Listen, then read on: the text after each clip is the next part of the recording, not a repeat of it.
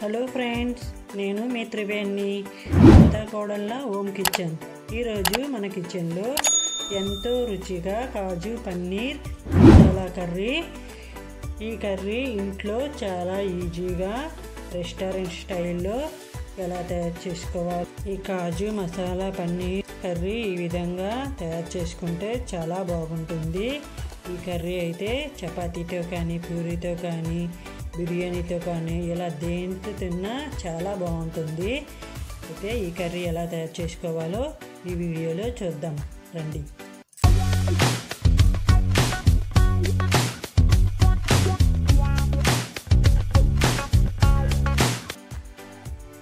ముందుగా కళాయి పెట్టుకోవాలి. స్టవ్ ఆన్ చేసి కళాయి పెట్టుకోవాలి. కళాయి కొంచెం వేడెక్కాక ఒక 2 స్పూన్ల వరకు ఆయిల్ని వేసుకోవాలి. ఆయిల్ కొంచెం వేడెక్కాక ఒక చిన్న దాల్చిన చెక్కలు 2, అలాగే ఒక 3 లవంగాలు వేసుకోవాలి. కొంచెం ఫ్రై అయ్యాక కట్ చేసుకున్న ఆనియన్ ముక్కలు వేసుకోవాలి. అదేవిధంగా టమాటా చిన్న సైజులో 2 చిన్న టమాటాలు తీసుకోవాలి. రెండింటిని కొంచెం ఫ్రై చేసుకోవాలి. అదేవిధంగా కొంచెం కాజుని కూడా తీసుకోవాలి. కాజు కూడా వేసుకొని ఇలా కొంచెం ఫ్రై చేసుకోవాలి.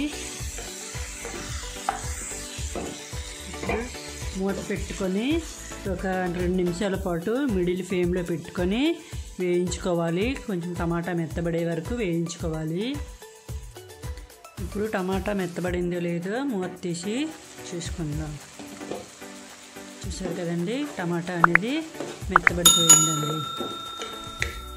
వీటిని ఒక ప్లేట్లో తీసుకొని కొంచెం చల్లారనివ్వాలి. ఇలా ప్లేట్లోకి తీసుకొని కొంచెం చల్లారనివ్వాలి. ఇలా చల్లారాక వీటిని మెత్తగా పేస్ట్లా తీసుకొని పక్కన పెట్టేసుకోవాలి. ఇప్పుడు అదే కడాయిలో కొంచెం బటర్ కొంచెం కరిగాక నేను 200 గ్రాముల వరకు పన్నీర్ తీసుకున్నాను. ఈ పన్నీర్ని చిన్న ముక్కలుగా కట్ చేసుకోవాలి. మరీ చిన్న ముక్కలుగా కట్ చేసుకోకూడదు. ఇలా మీడియం సైజులో ఉండేటట్లు కట్ చేసుకోవాలి. వీటిని కూడా కొంచెం లైట్గా గోల్డెన్ కలర్లో వచ్చేంత వరకు ఫ్రై చేసుకోవాలి. ఎలా పడితే అలా కలపకూడదు, ఇలా స్మూత్గా కలుపుకోవాలి.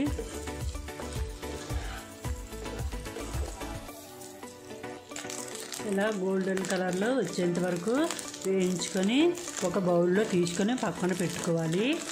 ఇలా బౌల్లో తీసుకొని పక్కన పెట్టుకున్నాను.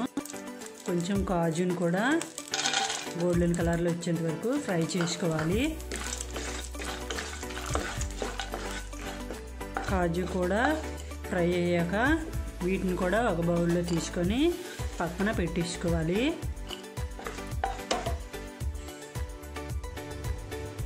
2 స్పూన్ల వరకు ఆయిల్ని వేసుకోవాలి. ఆయిల్ కొంచెం వేడెక్కాక కొంచెం జీరా వేసుకోవాలి. 3 పచ్చిమిరపకాయలు కట్ చేసి వేసుకోవాలి. 2 బిర్యానీ ఆకులను కూడా వేసుకోవాలి. వీటిని కొంచెం ఫ్రై చేసుకోవాలి. అదేవిధంగా అల్లం వెల్లుల్లిని కొంచెం కచ్చా పచ్చాగా దంచేసి ఇలా వేసుకోవాలి. ఇలా వేసుకున్నాక లో ఫ్లేమ్లోనే పచ్చివాసన పోయేంత వరకు వేయించుకోవాలి. ఇలా కొంచెం వేగాక ముందుగా తయారు చేసుకున్న టమాటా, ఆనియన్, కాజు ఫ్రై చేసుకొని ఇలా పేస్ట్లో తయారు చేసుకున్నాము. ఈ పేస్ట్ని కూడా ఇందులో వేసుకోవాలి. వేసుకున్నాక లైట్గా ఫ్రై చేసుకోవాలి. ఆల్రెడీ కొంచెం ఫ్రై అయిపోయి కదా, పేస్ట్ చేసుకున్నాము, మరి కొంచెం ఫ్రై అవ్వనివ్వాలి. ఇలా మూత పెట్టుకొని మిడిల్ ఫ్లేమ్లోనే వేయించుకోవాలి. ఆయిల్ అనేది పైకి వస్తుంది. ఆయిల్ పైకి వచ్చేంత వరకు కొంచెం వేయించుకోవాలి. మూత తీసుకొని చూసుకున్నట్లయితే చూశారు కదండి, ఆయిల్ అనేది అలాగా సపరేట్ అయిందో. ఇలా మధ్య మధ్యన ఇలా కలుపుకుంటూ వేయించుకోవాలి, లేదంటే మాడిపోతుంది అడుగు పట్టి.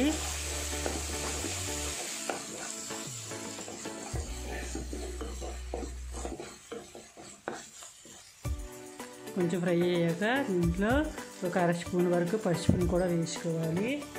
అదేవిధంగా ఒక అర స్పూన్ వరకు ధనియాల పౌడర్, ఒక స్పూన్ వరకు కారం కూడా వేసుకోవాలి. రుచికి సరిపడా సాల్ట్ని కూడా వేసుకోవాలి.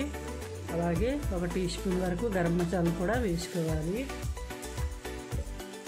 వీటన్నిటిని ఇలా కలుపుతూ మరి కొంచెం ఫ్రై చేసుకోవాలి. ఉప్పు, కారం ఇవన్నీ మసాలా అంతా బాగా పట్టేటట్లు మరి కొంచెం ఫ్రై చేసుకోవాలి. మసాలా ఎంత మంచిగా ఫ్రై అయితే కర్రీ అనేది టేస్టీ అంత బాగుంటుంది.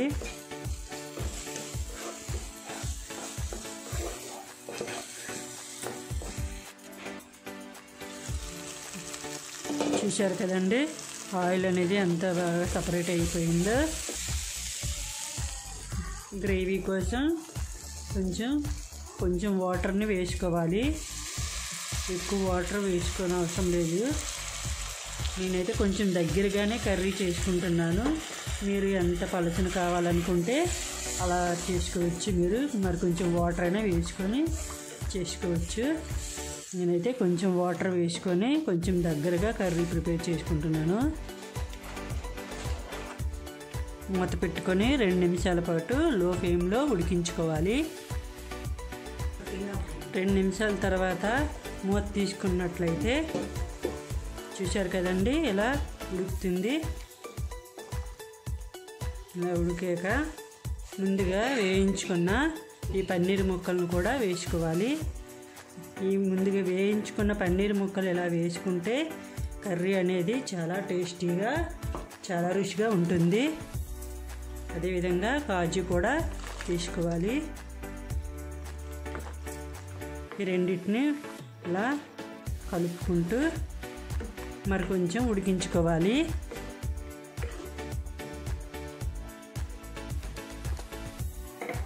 ఒక నిమిషం పాటు మూత పెట్టుకొని ఉడికించుకోవాలి. 2 నిమిషాల తర్వాత మూత తీసుకున్నట్లయితే చూశారు కదండి, కర్రీ అయితే కొంచెం దగ్గరగా అయిపోయింది. కొంచెం కొత్తిమీరను కూడా వేసుకోవాలి. వేసుకున్నాక మరి కొంచెం ఇలా కలుపుకోవాలి. అంతే, కాజు పన్నీర్ మసాలా కర్రీ, నోరూరించే కాజు పన్నీర్ మసాలా కర్రీ అయితే రెడీ అయిపోయిందండి. ఇప్పుడు స్టవ్ ఆఫ్ చేసుకోవాలి. స్టవ్ ఆఫ్ చేసుకొని ఒక బౌల్లోకి తీసుకోవాలి. ఈ కర్రీ మీకు నచ్చినట్లయితే లైక్ అండ్ సబ్స్క్రైబ్ చేసుకోండి. అలాగే మీ ఫ్యామిలీ మెంబర్స్ కూడా షేర్ చేసుకోండి.